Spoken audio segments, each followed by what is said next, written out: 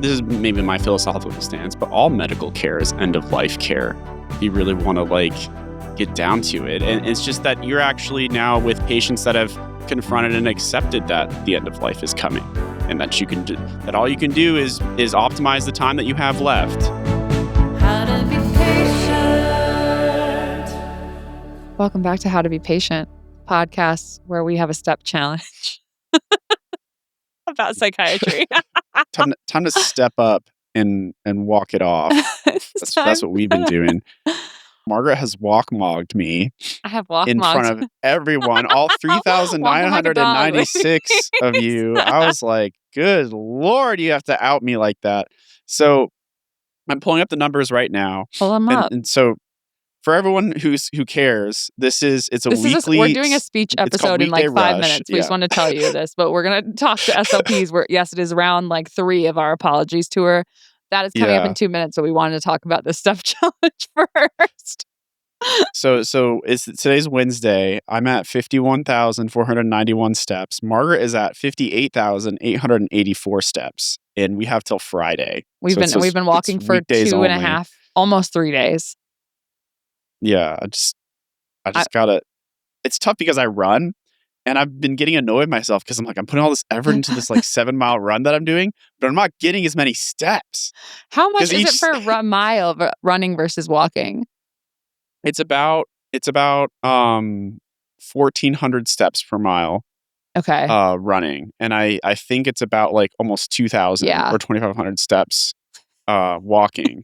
So if I run 7 miles or walk 7 miles, I'm getting like 700 less steps per mile. You're getting walk-mogged. Yeah. I have to run like 40% more. I just want to say the reason that this is happening to you guys, listeners, which it's on the app Pacer, and we are starting a challenge. Although Preston made it for like a month, and I did see that you made the step limit 69,000 steps. Yeah. But you made it a month long, but I feel like a week or 2 weeks is better, because if you do a month, then like people like get discouraged if they fall off on like day 4, and then they're like, oh, I can't do it because for the rest of the month. But also maybe people are as intense and want that competition length. Yeah, my thought was to do a month-long competition, and then every week just like look at how the scoreboard's doing rather than like resetting it. But then it doesn't start. Oh, I see what you're saying. Yeah. Yeah. Mm-hmm. So it's like because otherwise then we have to like start a new competition and then hope everyone signs up again. That's true. And X, Y, Z. So maybe there's a way to break down like week to week, but I like the idea of rewarding the people that show up early. Show up early. You know what? I actually agree with you. And then we can just say like, I can't wait to publicly defeat you. been holding the line. Yeah. And honestly, if there's just 10 of us, like all 15 from the Patreon just join. That's a good crew. It's a good crew for the step challenge. So honestly, any company's good company. And what date did you put it to start at? It is starting next Monday. So when this comes out, though, this episode, Step Challenge will already be out by the time this episode does. We'll be letting you guys know on the Instagram. But it's I think it's like March 13th or something. March 14th. So this happened, more to come, listeners, and this is going to be a rare occurrence because I told Preston if he wanted me to play the like New York Times whatever game that he had to join my friend's step challenge. It's Scrabble, yeah. Which you are mogging me on that right now. I'm like, I feel so dumb. I'm like, wind? And then Preston will come up with words that are like, I don't even know what they mean. Yeah, like oki. Is that how it's pronounced? Yeah, the line on a dartboard. I was pronouncing it like your last name. I was just kind of guessing on that one. And then it said okay. Or oki. This is what I'll say about the step challenge, though, is my friends in the step challenge that Preston got added to are like, what's wrong with him? Like, why is this happening to our step challenge? Because like all of us like casually run. Like we were like, I think before you entered the step challenge, Preston, the average per day was like, I don't know, like 11,000, like something normal. And then you joined in you're running like longer distances. And it activated my extremely competitive spirit in something that doesn't matter, which is the only time it gets activated. And so now I'm like, I can't have this happen. You can't beat me at my own game. Yeah, Margaret's been averaging like 20,000 steps a day. I have been. This has been a lot. Yeah. It's been lit. It's incredible. I'm getting up and running in the morning now. Sometimes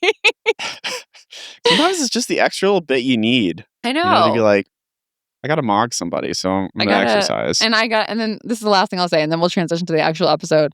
But Preston did text me today, and he goes, "You better get ready." What did you say? You said you're going to regret posting on the Instagram. Yeah. And I think I said probably not. And he said, I'm like, later I will like running mog you or something. And then I just sent him a screenshot of the standings, and I go, maybe you need to do that today. Yeah, we'll see. I'm only 6,000 steps behind. Right, but like, so a lot can happen. I'm gonna walk. I mean, I'm getting another 20,000 tomorrow. So like, yeah, we'll see. We'll see. Anyway, if you guys want to join us, I think it's fun. But I'm in my 30s, so I would think this kind of thing is fun. Okay, we are going to transition into the episode with our sister, brother, compatriot cousin podcast on the Human Content Network. And again, it is part of our apology tour of this season. Sorry, Marsha Linehan. Sorry, Speech-Language Pathologists. We are going to be talking to the two co-hosts of Speech Talk, and we are going to be exploring just the overlaps of being. We're going to talk about speech. And on Speech Talk, swallowing, and chewing, and death, and food. And the theme of this season is death. And why do we even eat anyways? Yeah, graham crackers. So we're going to skip and hop after this ad break into that segment.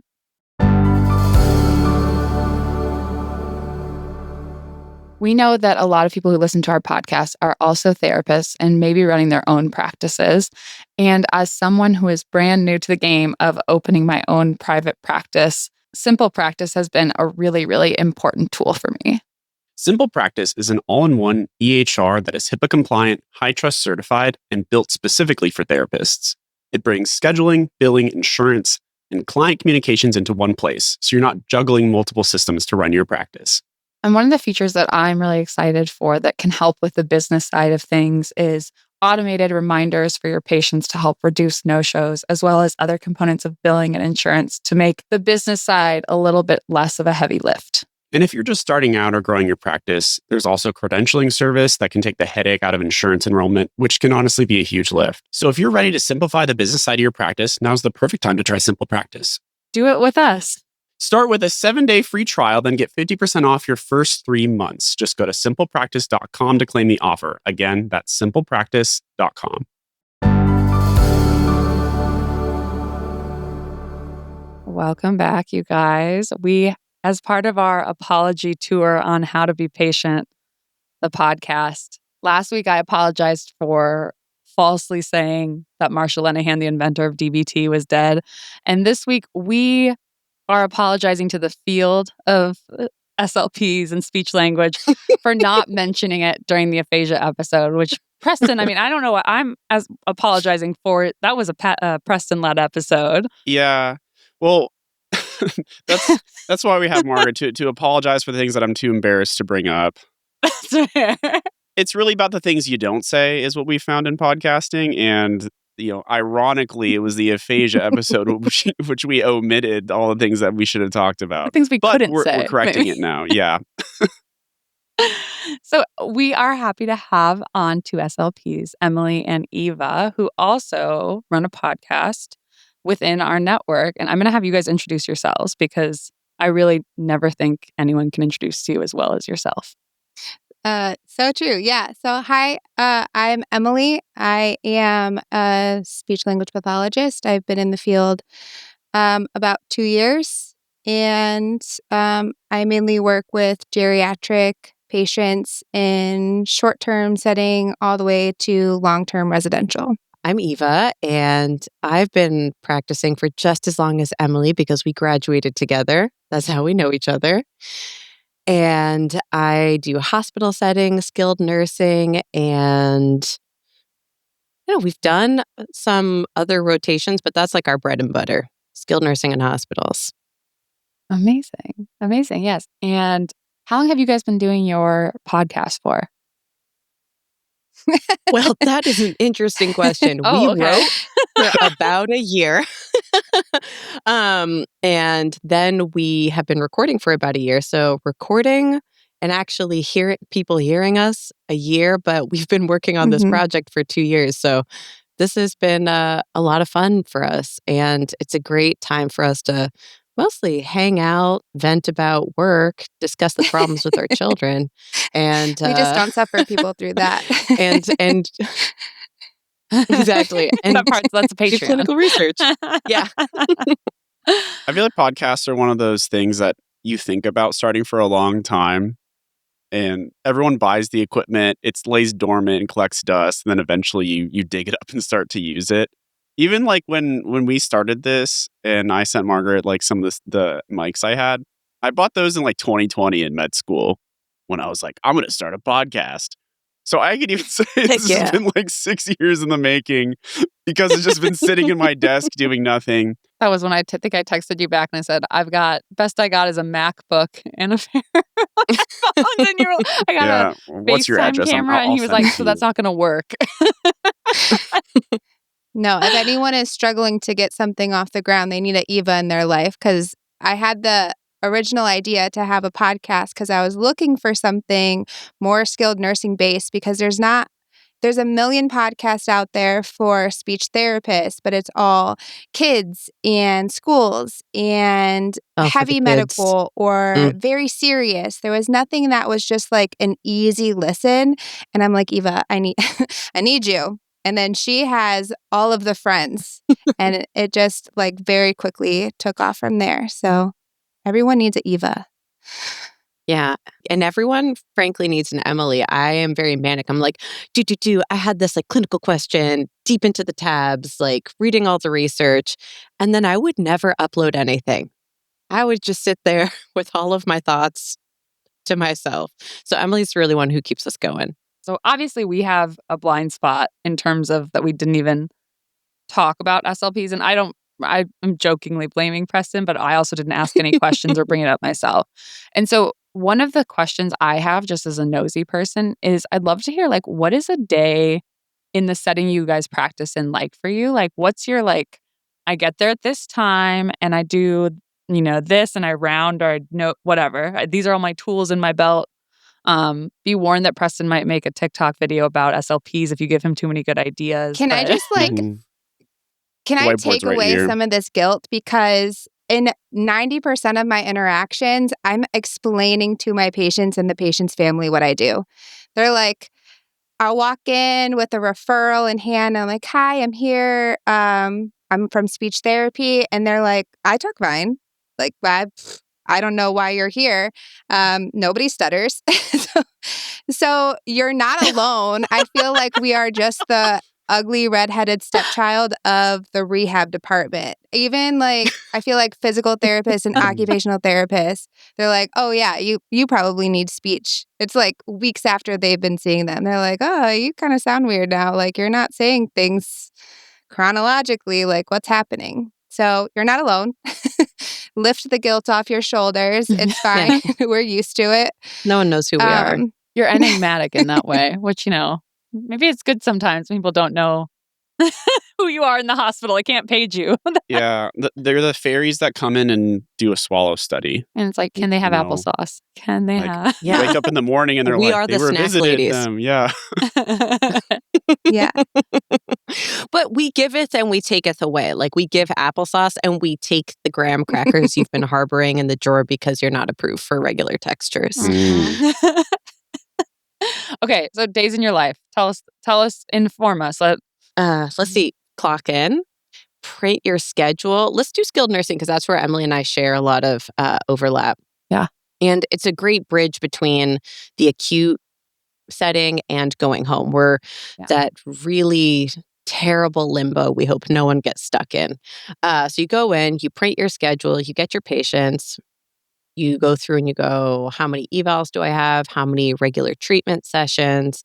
And then you go to your first room and someone is likely getting changed. So you go to your next room and that person says, I just ate breakfast. I don't want to see you for dysphasia treatment. So you go to another room and you just keep going and going until you try and hit everybody for the required amount of time, then do all of your documentation.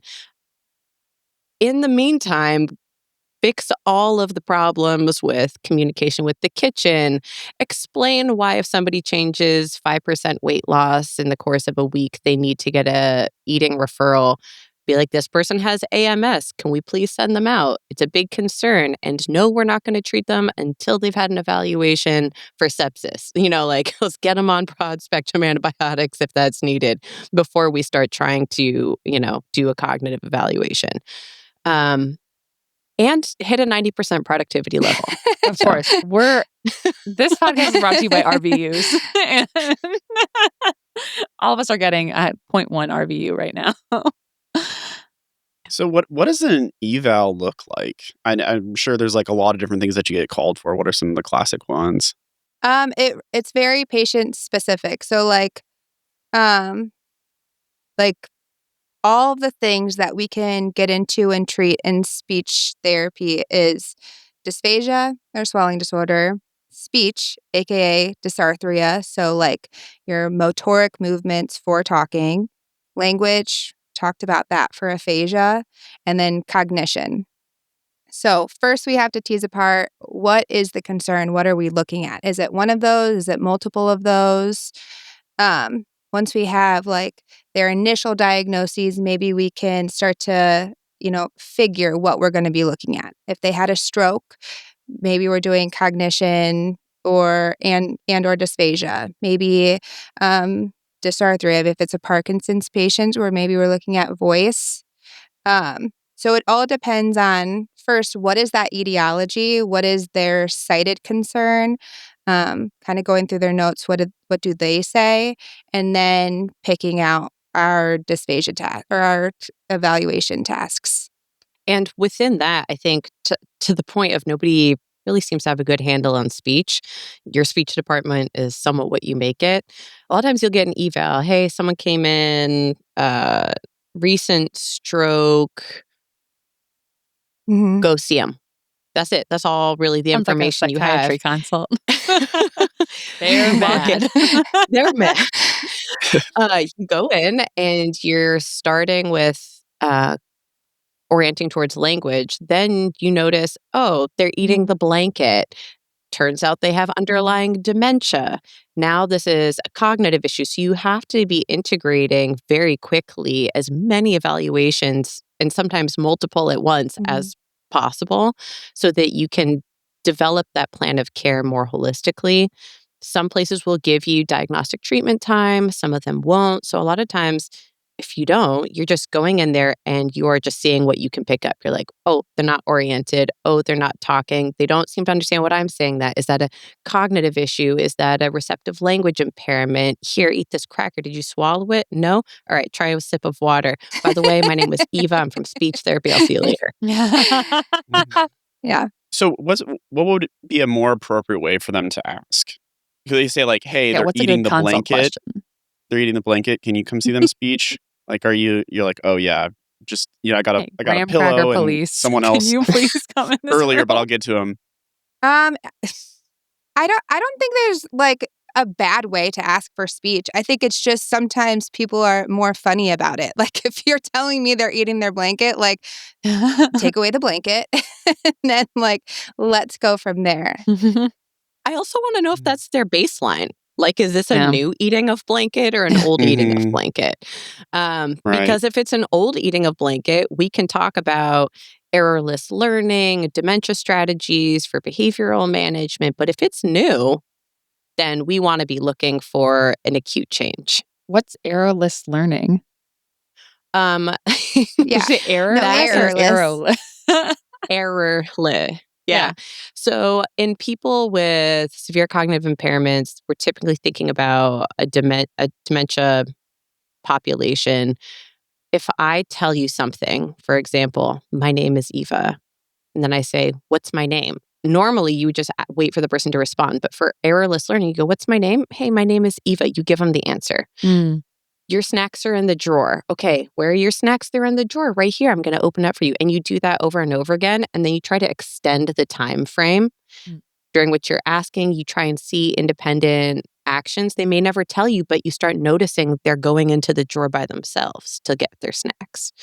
So for people who, when they are attempting to fill in the blank for a question, are likely to make up something random, just give you something from their memory that has nothing to do with contextually where they are.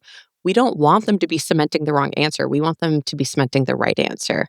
So it's this excessive overlearning strategy that relies on the speaking partner or the caregiver to be essentially training rather than like a true ask, if you will. So you're not necessarily testing them. You're like a physical therapist forcing someone to do reps with their arm or their leg. You're just doing that, but with the learning portion of it. Yeah, I think that's a pretty fair comparison. Give me 5. My name is Eva. My name is Eva. My name is Eva. What's my name? Yeah. Questions that come with a harmonica, like. Actually, another one. Yeah. Say my name. Say my name. Yeah. Do you ever use music? Emily knows I'm pretty sparse with the pop. Oh, for therapy? Yeah. Oh, I do. How do you apply it? Because I feel like memory and music they hold a different pathway than just like regular rote memorization. Especially for people who have aphasia, if just generating language is really hard, sometimes that automatic speech is really easy, and automatic speech comes from those nursery rhyme type songs we've sung again and again and again. So we'll sing our ABCs. We'll put on some old music, like whatever genre they like, and see if we can sing along. We'll do karaoke. They are fun sessions. They are fun. You're laughing, but it is so fun. And we'll sing. I'm laughing to it. I'm laughing because I'm picturing when I'm old and have dementia, what songs will be the ones that going to be the worst. Go, my chick bad. Who? My chick. What's your chick bad? Bad. Your chick is 369 Digi Bot. Let me suck it to me one more time. There you go. Yeah, exactly. No, or it's just TikTok brain rot over and over. Like lizard. It's going to be weird. They're going to have to. It'll be tough. They're going to have to install subwoofers everywhere. But it gets the people going. To that point of like it does. And when the old people get going, they get down. I mean, as far as the mobility will permit them, but they get down. Okay, another question I have for you. You mentioned like the cognition part, and so some of that, I presume, a big portion of that is within the sort of memory issues, dementia. But like, I'm wondering more like, what are the elements of cognition? Because we think about cognition in psychiatry one way, neuro thinks about another way, you guys think about another way. All of those overlap, obviously, a lot. But I'm just wondering, like, if I was like a baby SLP, like starting to practice, what would be the basic way you would teach me, like how you evaluate cognition in the settings you guys are in? Yeah, we use the same test you do. We still use the MOCA. Yeah. Sick. We use the MOCA and just talk about how that applies to different populations.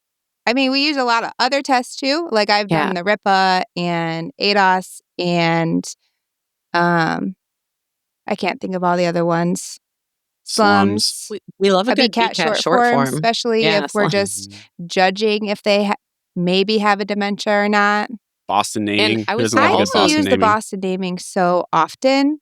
No, I don't. It is at some of my PRNs. They do have it, but we have we're often like the CLQT.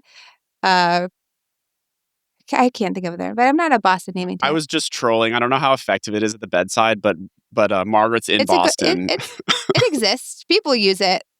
It exists. Yes, it sure does. What about Hopkins verbal learning test? How do you guys feel about that HVLT? Never heard of it. Never heard of it.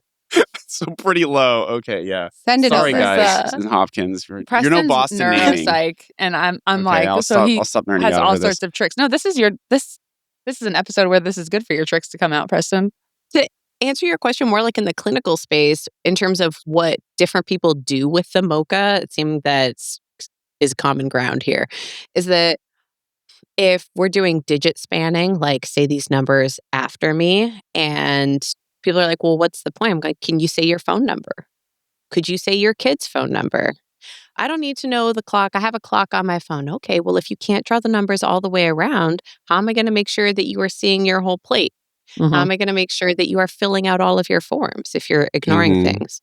Also, when people trash on the clock draw, I'm like, well, you should see some of the clocks I've seen. They're wild. We're not catching like small number differentiations. We're catching people scribbling and writing hearts on it. Like, it's very different. Yeah, the clock is very if I telling. see a clock draw too, and they're like, the numbers are all skewed, I'm thinking like, okay, like they're not planning this. Like, what else might they need help planning? Like, how big does that transition? Are we planning our medications? Are we planning for our schedule appropriately? Are we planning for how much time is left to cook this meal or to get my laundry done? Yada, yada, yada. How is that fitting in their scope of their day?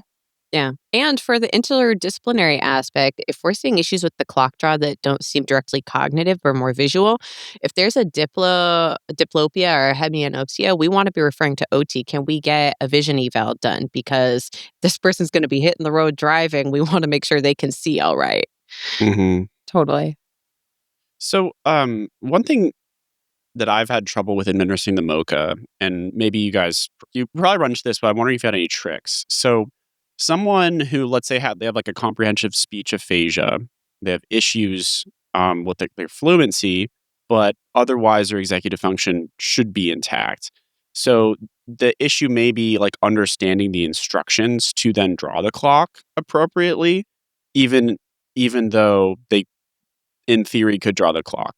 So there's a lot of times where I'll have a patient just like totally bomb the MOCA, but it's literally just because I can't communicate with them to deliver it appropriately, where they should really only have deficits in like some of the language areas. So I'm just curious if you guys have any tricks or tips of ways around that. Emily, do you want to talk about the click it? No, because I don't give it a lot. Sorry, It's just click it. one that we have. Like, we have access to it, and like people at work use it. I don't use it. Yeah. Okay, quick reason I brought it up is because it's actually, I would say, if significant expressive receptive language impairments are present, that the MOCA is not appropriate because of the implications drawn from the scoring. So the click it is supposed to be a cognitive test that is targeted for people with aphasia. Like, it's much less verbally based, much more visually based. It probably has some limitations for receptive language issues, but I would, in some cases, I've told my department, like, I will not administer a cognitive test unless you can get me an aphasia-friendly one, because I know that if this person scores like below a 10, you're going to start telling the family they should get a different POA, and that's not fair to the patient. Yeah. Yeah. So it's like also like the limitation of the tools. And I wonder, I guess, what kind of frustrations you guys run into at that, because it just seems like similar to psychiatry or psychology, like the departments and settings that you're working in have a lot of need. And like, so even things like, will they provide the funding so that you can do the screenings or get the licensure to do the screenings, whatever. So I guess I'm asking, like, what are common frustrations in working in your field that like we wouldn't know necessarily about as people not working in your field? Oof. This is your time to vent professionally. Yeah, besides telling people that you exist. So bad. Like, once they find out you exist. Oh my God, instrumentals. Oh. We fetch about instrumentals All the yes, time. Bring out that New York accent. It's so bad. A PT asks for an x-ray, no problem. Somebody wants an x-ray of the chest to see if there's pneumonia, cool. Getting a swallow study to see if someone's aspirating and actively causing problems, no, just downgrade. No. Oh my God. Really? Can't you just know? Can't you just know what their swallow is or if there's silent aspiration? Can't you just know if the upper esophageal No. sphincter is opening or not? Like, just use your x-ray No. vision. Why It's really is that? annoying. Like, why is there less access? So when you ask for a swallow study, you get pushback? Oh, we have to the amount of advocacy you have to do to get a patient one. Like, if you are not how I said earlier in the episode, like, oh, and then fit in all your admin tasks. Mhm. One of those could Mhm. be every day showing up to like nursing department, showing up to your DOR, like bugging whoever you can get a hold of and being like, Mhm. this needs to happen. This needs to happen. This needs to happen. And I'm not going to stop talking to you until Yeah. something is on the books. Do you ever go straight to the MD workroom? I guess you work No. mostly in a SNF, so I'm not sure how Isn't many there like doctors. an MD that walks around sometimes? Yeah. Who? Yeah, I guess just when I've been on internal medicine, if a speech language pathologist came to our workroom and was like, "Hey, this patient needs a That's swallow study," we'd be inpatient. like, yes, Yeah. ma'am, right away. But Yeah. Can we it's ask what inpatient. setting? Inpatient. yeah, that'd be inpatient hospital. Yeah, I think there's so much pushback when it comes to literally anything financially in the SNF world I'm going to speak on specifically because it is at heart a business, right? Like they do not want to pay anything extra Mhm. because they are a business. They want to make sure that they have the least amount of overhead possible. And each time we send someone out for a swallowing study or bring swallowing people in, it's like a $500 bill, and they just feel like downgrading could be a cheaper option overall, which is not true. Like it costs hundreds of dollars monthly to maintain a nectar thick liquid diet. It can cause more disruptions in like the flow of your kitchen staff having to downgrade certain diets and making sure that they're staying up to code. Having any citations from state not following specific diet orders can be a large citation. So why they don't want to listen to us.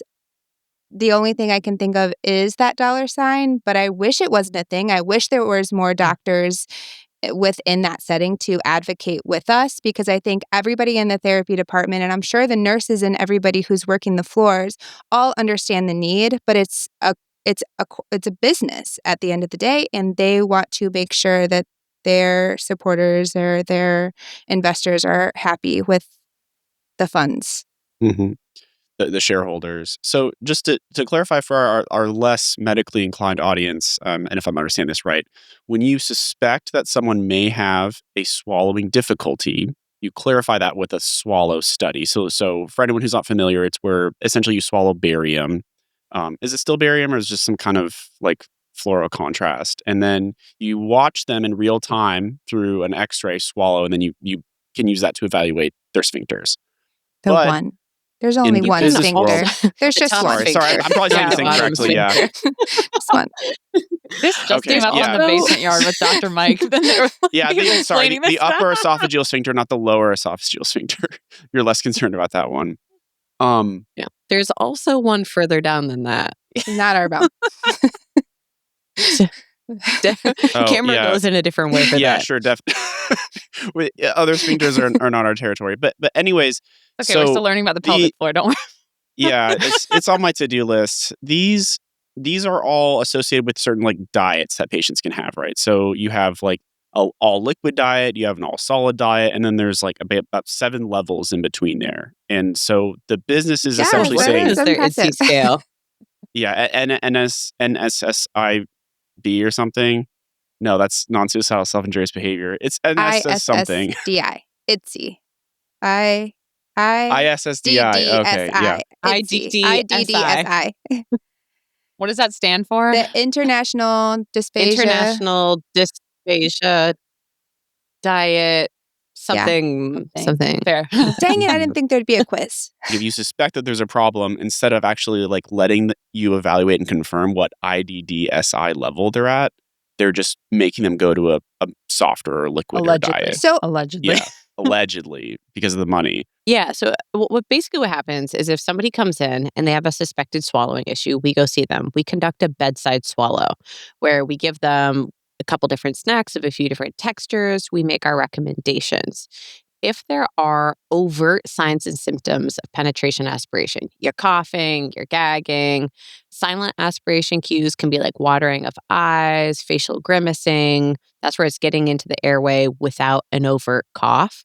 Then, as clinicians, we say, hey, this is what we think is the best matched texture. We take into account, patient preferences. Then, if there's something as like significant as overt symptoms, a lot of the field is generally trying to push towards like you should just get that evaluation. Like you should actually see what's happening, because otherwise we're guessing. The additional benefit of getting visualization of the pharynx is that there are compensatory strategies for swallowing. You don't just have to modify textures. You can do a chin tuck, a head tilt, an effortful swallow, a suprasubglottic swallow. So now are the opportunities to try those on video and say, hey, is this effective? The person may be coughing and gagging when they eat regular textures, but if they chew 30 times and then swallow while holding their breath, maybe it's fine. Yeah. Yeah. But we don't know that unless we can No, see. this is so interesting to hear, because this is constant. My dad had glioblastoma 10 years ago, and then 5 years ago, and the resection plus a stroke alongside of it made it so that he has some dysphasia. And he's had it for years. I will say he was a primary care doctor, and so I think he's a little bit like, I will eat my food, and if I die, I die. Love you guys. He's not the only one. Yeah, exactly. But there are a lot of strategies definitely that he like uses now, because it's like obviously unpleasant to like be coughing or choke on food ever. And I wonder, I feel like maybe on the opposite spectrum, when we are inpatient and it's like we are doing the tests, at least in the hospital settings, I've been in like Preston right away. In the hospital, it's like if someone starts doing that even a little bit, it becomes very like, okay, well, now they're going to have to eat like that. We get like very rigid in the opposite direction of like, and now they can only ever have applesauce, and like they can only ever have whatever. Yeah. And they will not eat anything else in the hospital, and it's illegal. And we need to call speech to come get the graham crackers smack it out of their hands. I've been Grandpa, consulted no. for like suicidal ideation after like a speech pathologist has seen a patient and then like basically sentenced them to no graham crackers, and they're like, I don't want to live and anymore. that is There's no point. that's terrible. Calling it. And then we see them. So, like Really bad. personally, I feel like I'm a very lenient speech therapist. Like I am on the way opposite spectrum when it comes to aspiration. When we think about like something all the time, we reference back to these 3 pillars of aspiration pneumonia. And like if these 3 pillars align, then we're more likely to have aspiration pneumonia. So they're actively aspirating contents. They have really bad oral hygiene, a lot of active oral bacteria. And I think the third one is like just like the mobility of their structures, or maybe their general mobility. I forget the third one because of course I'm talking about it. Mm-hmm. If like their head isn't tilted like up they're or something, just if they're laying their down. movement isn't timed, like it's not timing right. Or like physical movement. If you're laying in bed all day and you're not moving around, you're not getting your lungs moving, you're going to be more likely to get pneumonia because you're not exercising and using your lungs. If somebody is aspirating and they're very mobile and they're like, I don't know, maybe they're wheeling down the hallways all the time, or they're constantly in physical therapy, and they are super rigid about their oral hygiene, their chances of getting pneumonia are super, super low. So to tell that person who is comfortably aspirating just a little bit that they can't have whatever they want is terrible. And I'm like super big about shared decision making. Like if I'm talking to you about all these compensations and you don't care that you are aspirating, or it's like very uncomfortable to cough and you're still able to maintain weight just fine, then who am I to tell you you can't have something? Any person is able to completely refuse any kind of medical care, any kind of medical intervention that is their right as a patient. I cannot come into their room and say, you can only eat applesauce or get out. Like that is not their only choice. They have rights as a person, as a patient, as a a human being, and I can't do that. And for someone to come to you suicidal, that's horrible. That is heartbreaking. Like, give the guy a graham cracker. What the heck? I hope you gave him a graham cracker after that. I give him graham crackers. That's so helpful to hear, because I think we see the speech therapist prescription or assessment as draconian almost. And so sometimes like people in the hospital follow it to the T, like we talked about, without doing that proper risk assessment. And the irony is all these same medical teams will turn for, like, I don't know, something like capacity, or for like being cleared for surgery, and say like, we don't clear people for surgery, we do a risk assessment. We don't clear someone for capacity. We kind of do, but we do a risk assessment essentially with the patient. And so you're saying that's exactly what you're doing too. You're doing a risk assessment, whether or not you're aspirating. And you know who else comfortably aspirates? This guy, like half the time. because I'm not good at eating. I wolf food down way too fast, and I'm always like, or like my cats. I'm not going to deprive them of their rocks just because they aspirate a little bit. They're a little bit suicidal. I'm not going to put them on a liquid diet. They love their rocks. Okay, this is good. I'm going to apply those 3 pillars in my home. I feel like when we were looking through the things you guys wanted to ask us about, we just inadvertently hit on something super, I think, interesting about the field, which is that everybody, I think, comes to speech therapy for language and, speech, and you end up staying for the food. Yeah. It's, it's just something that is integral to everyday life. It's so heavily regimented and can have such severe effects. And also, coughing does not mean you're aspirating. I've watched FEES, which is not the barium, but like they put the camera up your nose and down into your throat and watch you swallow. And you'll watch people with like a sitting chunk of like fruit just like on top of their vocal folds, and they're coughing. You're just like watching it like boop, boop, come up over and over again. This morning, and then they swallow it, and you're like those videos that kids watch that are like the dancing peas. That are like just the blueberry. You're like, dang, he did that. No, I think I've jokingly said this on the podcast before, but the health morality police is like, I don't know. I feel like also doctors, as a doctor, I feel like doctors can be the most guilty of this as like the putative top of the hierarchy or whatever. But this kind of like paternalism that's like, okay, I know all the information and I'm going to tell you, and you're going to stick to, while you're in my house, in the house of God, in the hospital, you're going to stick to my rules. And it's like, we all choose our carcinogens. Yeah. But to that point, I think that medicine, I'm going to co-opt a phrase somewhat uncomfortably here, is like very pro-life. Mm-hmm. And We're the amount of people who I know, I'm like, we're anti-death. We're corpse pro-life, phobic. anti-death. Yeah. Yeah. And you can see that reflected by the fact that there's very poor palliative and hospice integration into overall plans of care. If somebody has a progressive degenerative diagnosis, that needs to be from day one, from the jump, they need to be in there. Somebody even with a car crash, motor vehicle accident, why isn't palliative in here talking about comfort? They may physically never return to their baseline. Someone should talk to them about how they're going to be physically comfortable and enjoy their lives from here on out. I find that psychiatry ends up being the role that's called in for where palliative sometimes should be.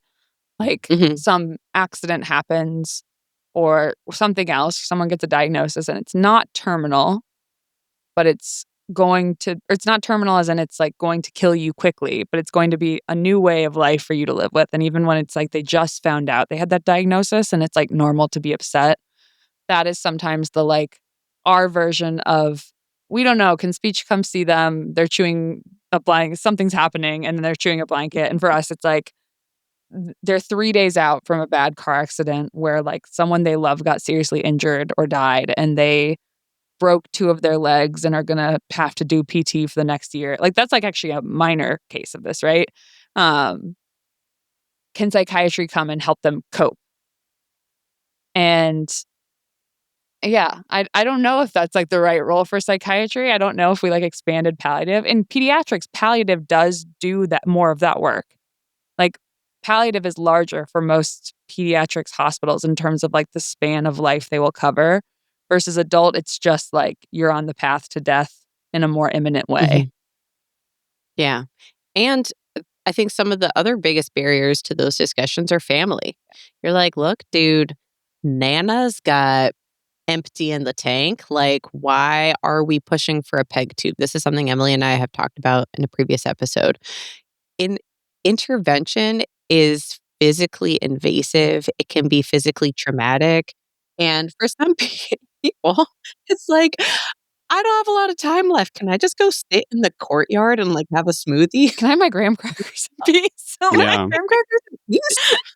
Quickly, I looked up the last third of the pillars, and it's immunocompromised thing. So it's not exercise. It's oral hygiene, presence of dysphasia, and how immunocompromised they are. 3 pillars. So I don't have to come back on your podcast and apologize later. Say hello. New apology. We can do an apology episode for you. Yeah. So, apology tour.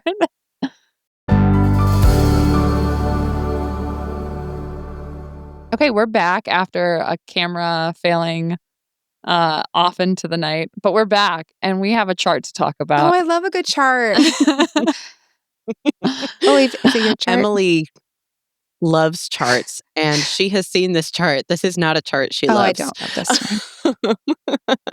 this. So when we were getting ready to come talk with you guys, Preston asked a question about PPAs, or primary progressive aphasias. And I think PPAs or other neurodegenerative cognitive like processes get at this heart of what are we doing? And kind of jumping back to what we were saying before of like, what is the end goal here? If we know somebody is potentially on a terminal track, or a track where they're going to end up not being able to speak, not really understand the people around them, and be disoriented, like, what is the point of speech therapy? It's an existential question I think all therapists should ask themselves. And so I'm going to get around my mic, come up to the camera, and show you my chart that I painstakingly threw together. It's show and tell time. Love it. Oh, See, this is why you should be watching on YouTube, you guys. Okay, full the visuals, screen. I'm or making this- Spotify. Oh, this looks like the Donepezil chart. Well, that's a fancy name. For those of you who are listening, we have on the X and Y axes language and time. If you don't do any intervention and you have a primary progressive condition, it's just going to tank. It's just going to go straight down. But through various interventions, whether it's speech therapy or just community stimulation, engaging, having people sit and actually talk to you face to face, not talk around you, you begin to delay it by just having these sort of maintenance periods, these tiny increases and then drop-offs, tiny increases and drop-offs. And so we're just shifting out the timeline, because at this point, all we're fighting is time, right? We know the progression is going to happen. We're just extending functionality for as long as we can. And I think some clinicians really have a hard time with that. They're like, this person's got dementia, or like, this person has Huntington's, like, there's nothing we can do. And it's like, no, there's a lot you can do. There's management, there's quality of life, there's caregiver participation and training, and making sure that that is an active portion of care, I think is what makes end-of-life care kind of fun. You're like, we're in this together. Come on, let's all like pile in the car and talk about where we're going. Yeah. Well, I mean, this is maybe my philosophical stance, but all medical care is end-of-life care. If you really want to like get down to it. And it's just that you're actually now with patients that have confronted and accepted that the end of life is coming, and that that all you can do is optimize the time that you have left. You know, like that's not a conversation you have with a 30-year-old, but or you could try, obviously, but people aren't knocking on death's doorstep in the same way. So I've actually I usually use that as a way to even like introduce that topic to people, that whether you're 20 or 80, like all doctors can do is try to get you as close to your baseline as possible and make the time you have left as good as it can be. Yeah. Snaps to Yeah, that. they don't accept We were just laughing because of the nothing. acceptance portion. Nothing. Yeah. So it's No, the hardest I had- one. I'm yeah. going into the light. I recently had a completely I'm bedbound person tell me how they were starting physical therapy so that they could walk again. sweetie, it's been a few years. Like, it's time. That boat has sailed, but we just encourage, like, you can go do it, like get in physical therapy. But it's like Let's start that with that acceptance piece morning is bed like, mobility it's still exercise. very hard, even if it's not like just death acceptance, but like accepting that they do have a dementia. Like maybe it's mild, maybe they're not remembering, but accepting that this disease is present and progressive. I've eval people and their family and I've showed them a 10 on a MOCA, and I showed this to the family and they're like, shh. Which for our non-cognitive folks in healthcare, 10 bad. Less than 23, less than 22, bad, right? They're like, so do you think she's had a stroke?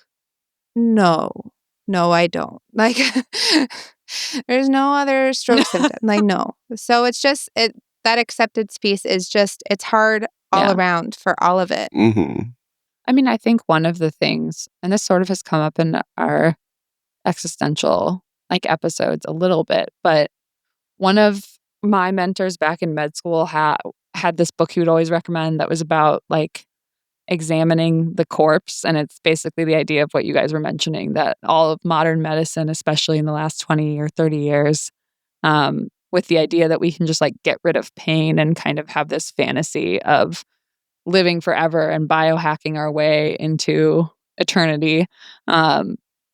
I think it's so confronting for clinicians to recognize that illness is real, which I mean, not just patients, I mean clinicians. And I think that's one of the hard parts for some people of psychiatry, although it's true in every part of medicine, but that you're not going to fix this and it's actually going to be here. And for some patients you see, it might get worse. Some patients you might get rid of it and everything's great. But similar for the patients that you guys are seeing, I'm going to guess in your setting, it's very rare that you do an intervention and that intervention makes them go back to who they were when they were 25 years old without any mortality. And it's this marginal wins. And how do we find that meaningful and accept that mortality is really, really present, and that we have a year to make the most of in the body and brain that we currently have. Yeah, Emily, I don't know if you've had this experience, but I know definitely other SLPs who have, where you're working with somebody who has poor expressive communication. Their receptive is fine. You're maybe using AAC, or you are just finally getting to a point where you can kind of understand one another. And the person's like, I want to die. Help me die. And you're like, oh man, put that on my shoulders, bro. You should talk to your family. But no, I mean, the thing is that sometimes it's not just that we're recognizing that, hey, this is something that is going to happen, as people are actually telling us in session, I am ready. Help me, leave the box of pills by the table. And we're like, I can't do that. You consult us and you say, psychiatry, get in here. And I say, hey, neuropsych. There's a difference between being suicidal and just wanting a good death. And I think it's hard for us to differentiate that on the clinician side. People have come to terms with their death and they're ready for it. And they're like, release me from this pain. And we're like, oh, let's safety plan. That's how we are going to respond to that. 100%. I had an ALS patient who asked me about pathways to dying. And she very cheekily, very good with her AAC. Very cheekily was like, she was like, what's AACE? Oh, AAC, Augmentative Alternative Communication Device. So it can be anything from as low tech to a piece of paper that says yes and no on it, to an icon board with a variety of ADLs, to an iPad that uses eye gaze. It's the full range of anything that is kind of external that we use for communication. Good question. And she could eye gaze type pretty quickly, and she's like, I want to die. And I was like, oh, okay. Hard to have a good response in the moment. I'm still working on that. And she was like, I get an enema 4 times a day. I'm kind of ready to move on. Yeah. And then after she passed, I found this book that she had written via eye gaze about her life. And it was like she was this total red hippie chick, concert going, like festival, like Burning Man, like you name it. And it was just so different from the person that I had met. And realizing like if that's who you see yourself as and this is your life now, accepting that like this is no longer who I am. I'm no longer comfortable. Like someone help me out, you know? Yeah. And it's like, I mean, in psychiatry and the most psychiatry that we do, and because we, like you said, medicine is so kind of like literally pro-life or trying to maintain life as much as possible. Yeah. Preserve and Anti-death. extend life. Yeah. Mhm. Preserve a pulse. We see people and it's like, I don't know, there's this like kind of contradiction within psychiatry, at least, that it's like implicitly we are saying like, no, you have enough things or there's enough about your life that you should want to stay alive. And so you have a pathology. But then we also have these conversations about like, when should we let people choose to let their life end, which is palliative care and more it's like medical assistance in dying. And I don't think there's a clear-cut answer, but I'm just hearing your story. Like you could also hear, like there are also times when I don't know, if she also had clinical depression episodes and like was actually depressed during that, which she probably wasn't, but like let's say that they were. And then we like are like, let's do medical assistance in dying without treating depression. Like it's so tricky when it gets to this. Tricky is like an understatement, but this question of like, how much suffering does someone have to be in, and how do we observe it and let them know if they get the autonomy to choose to live or die, and when is it pathological? It's honestly just, it feels arbitrary, and it's like whether or not we agree with them. You know, if a patient wants to die and we're like, I think you should want to live, that's pathology. And if a patient wants to live and we're like, I think you should want to die, that's palliative care consult. Yeah, also pathology. It's funny because I feel like that is the definition I was trying to give my daughter about what a weed is. I was like, we're weeding. And she was like, which ones are weeds? Like, what is a weed? And I was like, the ones I don't want. Like, Yeah, like the nicest girl going through her Animal Crossing island. No, that's not. Doesn't relate. these are all words This I is don't too much of understand. this is too much of a Gen Z joke. Never mind.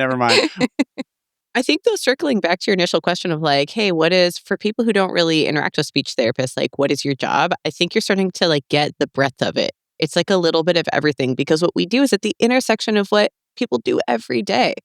If you can't communicate about toileting, guess what? Like, I'm going to follow my patient into the bathroom and see if they can sequence the steps to like get on the commode. Are they following their caregiver's directions to roll over if they need to be changed? Are they able to eat? Are they able to like be in a room safely by themselves?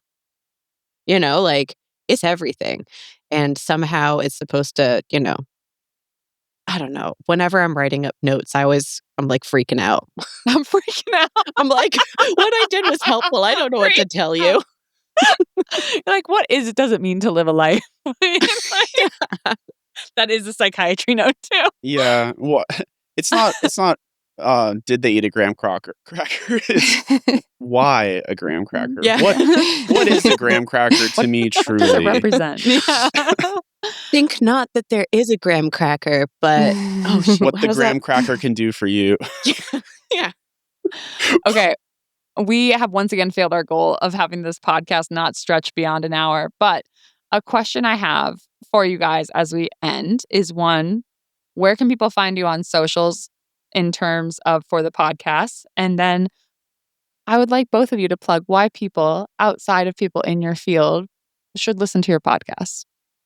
All right. So our podcast is called Speech Talk. SpeechTalkPod.com is our website. I'm hesitant to say our Instagram, which is just Speech You had to Talk. send it. You got to commit. You got to send it. You got to lean in. You're a woman in media now. Send it. I'm not good at Instagram, so I'm always nervous about that one. But we are Speech Talk at SpeechTalkPod.com. Follow us on Instagram and anywhere else that you like to listen to podcasts. Yeah, wait, it was socials and what else? why people who are not in your exact field should listen and learn to your podcast. So not just within our field, but we're talking about how our field can scope to other fields, how you as a family member might be able to help someone with a specific disorder. Maybe you're just looking to learn something. Maybe you enjoy listening to two friends talk and laugh about something that we feel passionate about. But it's a fun podcast. It's a light podcast. It's not super long. It's a drive home from work and learn something cool that you didn't know before. We try to really balance the levity and the morbidity. So it's stay for that balance. But we talk to everybody. It's like GI, OT, PT, MDs, pharmacy. Like we're at the intersection of it all. So we try to talk about how we relate to all the fields. No, and I think even our just small conversation here showed and limiting it to certain populations, age groups, and settings, as we have for this episode. Still, there's so much that I think anyone in healthcare or who deals with health or deals with family members with health and might age and face mortality, I think can learn a lot from what you guys have to offer. Even, I don't know. I just think it's so core to human experience what you guys are doing in so many ways. Well, thank you guys so much for having us on, and we're happy to come back if, you end up running into a topic and you realize Another apology. we could come on and help. We have another apology. Oh, yeah, we know some people. Amazing. It was a true pleasure to be here today. Thank you guys so much for having us. You can catch the next part of this on Patreon. It's patreon.com/howtobepatientpod. Guys, you missed a lot on the Patreon section this time. You missed fellowship reveal for Preston. You missed us talking about LARPing and dating stories. So yeah, that's what you missed. Okay, Preston. Okay. Do our "This is our podcast" saying goodbye thing. I will. This is our podcast. We are saying goodbye, and I wanted to see what some of the positive comments we got were. Oh. We'll read on Halloween. We'll read all of our hate comments. all of our hate comment. We only have one. No one ever says anything bad about this podcast. That's not a challenge, you guys. Because we delete them. Okay, so Jack Fish said, "Great EP. I think it means episode. Love the role play. Very informative. Remember, this is non-sexual role play. This is us just being therapists, going back and forth with each other. So you want to see more like that, go check out HR, the DBC case studies with expert Dr. Kiki Failing. That was last week's episode. Thanks again for listening, y'all. How was the show? If you like Speech Talk, go check them out. If you want to hear us talk more with speech therapists, we'll have them on again. If you want to listen to us talk about anything else, literally, we'll be on the Patreon, or just go check out many of our other episodes. We're going to try to condense them and put them on this med ed platform pretty soon. So just kind of keep an eye out for that. I'm not going to give any names or any specifics, but it's up in the works right now. But that may be something we're working towards. JT coming. Yeah. Okay, fine. Cut that. Whatever. I was doing a creative.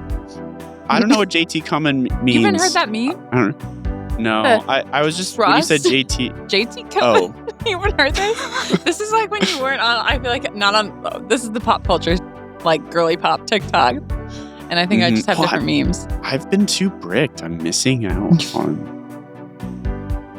and by brick, I mean, I'm not using my phone. I use the brick to block myself out of it. I'm not Don't. Bricked. You know what I mean? Don't. Okay, full episodes are available on my YouTube channel at It's Presro. You can find us on video on Spotify as well. Margaret's at Bad Art every day. You can see her eating her Shamrock McFlurry there. I'm at Presro on TikTok and Instagram as well. Or check out Margaret's Substack too, Bad Art Every Day, where she's stacking the subs. Thanks again for listening. We're your hosts, Preston Roche and Margaret Duncan. Our executive producers are me, Preston Roche, Margaret Duncan, Will Flannery, Kristen Flannery, Aaron Corney, Rob Goldman, and Shanti Brooke. Our editor and engineer is Jason Portizo. Our music is by Omer Benz-V. To learn more about our program disclaimer and ethics policy, submission verification and licensing terms, and our HIPAA release terms, go to howtobepatientpod.com or reach out to us at howtobepatient@human-content.com with any questions or concerns. How to Be Patient is a human content production.